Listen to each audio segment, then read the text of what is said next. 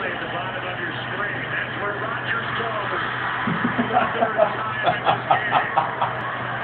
A 3-touchdown game for Jermichael Finley.